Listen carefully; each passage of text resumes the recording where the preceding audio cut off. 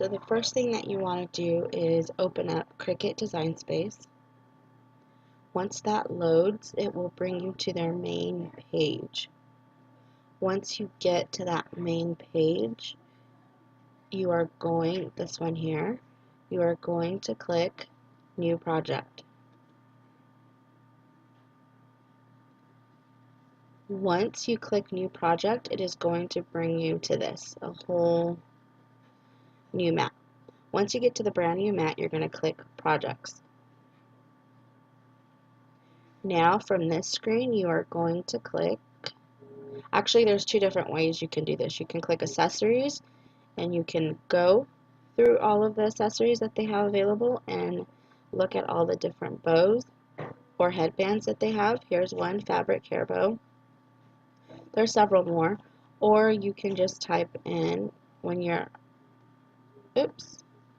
go back to all categories, when you are on the main page that it takes you to, just type in bows. Then you'll see there are several different kinds. There's a huge bow, there's all these different bows. The one that I like to use for the hair bows is this one called Pebbled Leather Bows. So click on that. Now, if you didn't want to make any changes and you wanted to keep this project ready to make, the size of this bow is 1.8 inches by 8 inches. If you are okay with that, then you can just go ahead and click Make It. Because I like my hair bows to be bigger than that, and I want to make changes, I'm going to click Customize. So now that you have your pieces on your screen, what I like to do is highlight it all and click Group. What this does is it keeps it all together. So now when I move it, they all move together. I like to do this because when I make it bigger, I want these pieces to be the size they need to be to all fit together. If you don't group them together, for instance, let me ungroup. If I don't group them together and I only make this one bigger, now this one is not going to be the right size. It's going to be a lot smaller, which means I will have to guess the size I want, which is why I like to keep it grouped all together. Once it's all grouped together, okay, it's already grouped. Now you can size it to whatever size you want. So you got to think that this top layer is going to be folded in half. This part is going to come to the middle, and this part is going to come to the middle. So if you are wanting, let's say, a 3-inch bow, you are going to want to go down to 6 inches or so. That's not exact. I have to get the exact measurements. I actually have this project I've done before, so I'm going to pull that one up. I just wanted to show you guys how to get to where we are right now. So I am going to go to my projects and pull up the one that I already have saved.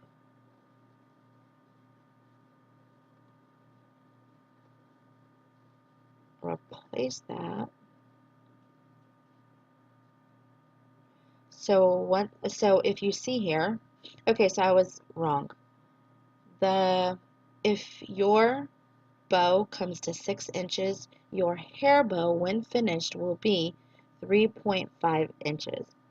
I have another one saved on here in my layers panel, so I will show that as well. Let's move this one to the side or hide that one. No, wrong one. Okay, so this one here is a 4.5 inch bow. So this is obviously going to be a lot bigger. For a 4.5 inch bow, this layer here needs to come out to 8 inches on your mat. So 8 inches on your mat will give you 4.5 inch bow, and your 6 inch bow on the mat will give you a 3.5 inch bow. So you can really play with it, change the sizes just depending on what size bow you want. So if you want to go with, let's say, a 2-inch bow, you know you're going to have to go 2 inches smaller. So we will go down to the 4 inches. Most people like the bigger bow unless you're going to do little clips or something, then you probably want to go a little smaller. It all depends on your customers and what they want. I like a 3.5-inch bow. I consider that a medium-sized bow. You may think that's too big or too small. It really is all about your preference. So the next step now would be to arrange your mat the way you want it to cut. So if you're going to cut all one color, then you can go ahead and leave it like this. If you want it to cut in different colors, then what you want to do is ungroup it. Now I'm going to hide this because this is only for my reference, so I know the size of the bow. I don't want that to actually cut. But let's say I want the middle of my bow to be pink. It really doesn't matter what color you choose because this is only for you to get a visual of what it's going to look like. As long as it's a different color than these ones, it'll cut on a separate mat. But let's just say I'm going to cut it out in pink, so I'm going to choose pink. And let's just say I want the top part to be white. So that would go, this is going to go on top of here, but it's going to be folded in half, and then this would go over the whole thing. So if I wanted 3 different colors, I'm going to change each one of these to a different color. If I want these both to be the same color, then I'm going to leave it whatever color that is. I'm just going to leave them both the same. So when I go click make it, both of these stay on one mat. So for now, I'm just going to leave these all one color. Now, if you go ahead and ungroup it, when you click make it, it's going to place it in different areas on your map.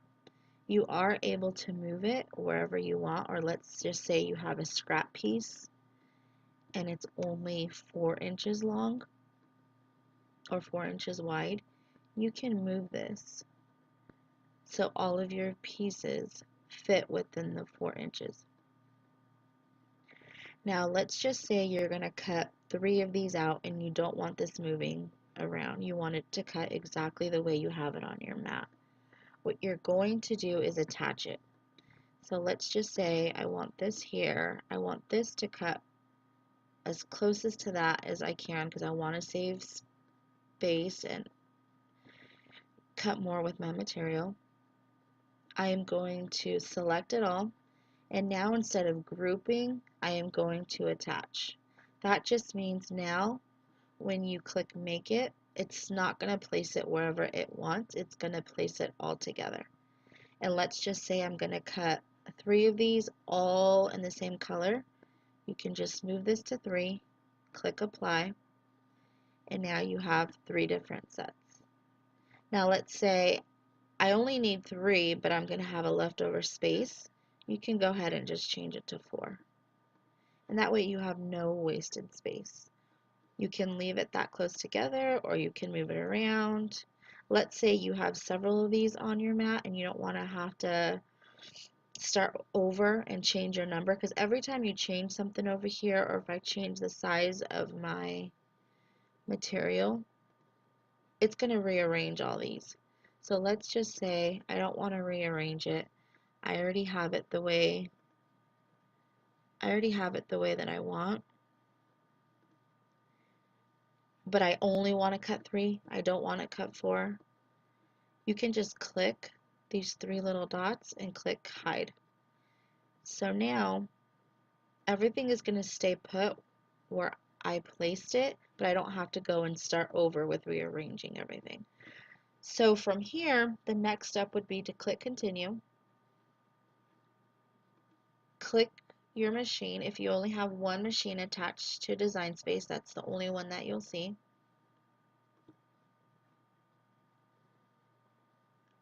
Once it loads, you will then select the material type that you are using.